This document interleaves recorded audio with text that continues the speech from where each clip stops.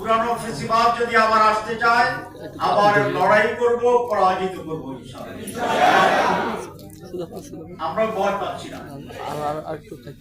আর নতুন কেউ আবার নতুন করে ফেসিবাদ হওয়ার জন্য যে চেষ্টা করছেন, তাদের পরিণতিও বিগত ফেসিবাদের চেয়ে ভালো হওয়ার কোনো কারণ থাকবে না। বিএনপি আজকে কি নিয়ে লড়াই করছে? তারা মাসের পর মাস আমাদের সাথে এক হয়ে 31টি দল মিলে আমরা সংস্কারের একটি রিফর্মসের জায়গায় ঐক্যবদ্ধ হয়েছে। বিএনপিও সেখানে ঐক্যবদ্ধ হয়েছে। তারা সনদে সিগনেচার করেছে। আমি আর সালাউদ্দিন সাহেব 100 পাচ্ছিলাম, দুজনকে 100 পাই বসাই একসাথেই ছিলাম, একসাথেই তো আমরা ঐক্যবদ্ধ হয়েছি।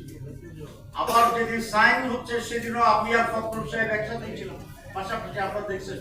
এবং সম্ভবত ওনাদের ড্রেসটা আমার চেয়ে বেশি পরিপাটি ছিল, মানে হাসি খুশি ঈদের মতো নতুন ড্রেস করে ওনারা সিগনেচার করছে।